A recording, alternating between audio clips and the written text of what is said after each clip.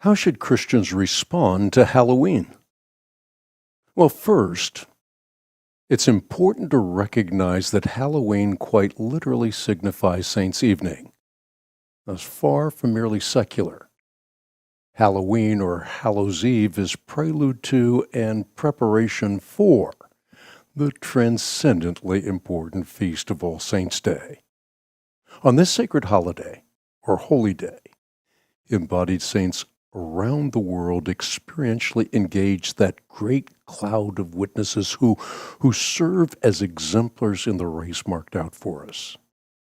Apostolic Fathers such as Ignatius of Antioch, who, upon approaching martyrdom, surrendered his body as the wheat of Christ, ground by the teeth of beasts to become pure bread.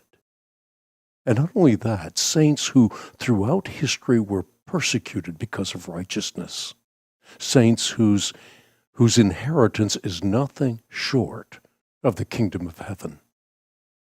Furthermore, it's instructive to note that in the early centuries of Christianity, the Church observed the tandem of All Hallows Eve and All Saints' Day on the Sunday following Pentecost. By the way, in evidence for that, we find reference to this sacred and satisfying observance in the 4th century writings of St. Ephrem the Syrian, who is roundly remembered in the present for his brilliant commentary on Genesis, as well as St. John Chrysostom, renowned for the Divine Liturgy.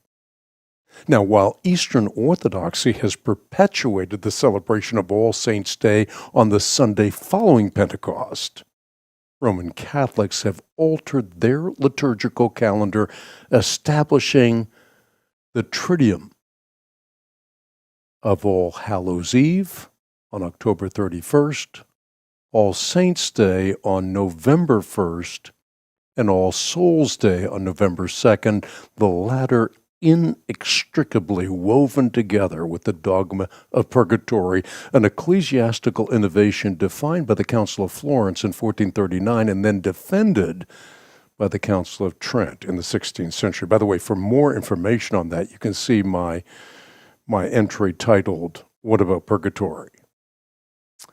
Finally, while Halloween is rooted and grounded in sacramental spirituality, today, well, it is largely secular, even pagan. And therefore, we should ask this question: how should a Christian respond? Should we participate, accommodate, or vigorously denounce modern iterations of Halloween?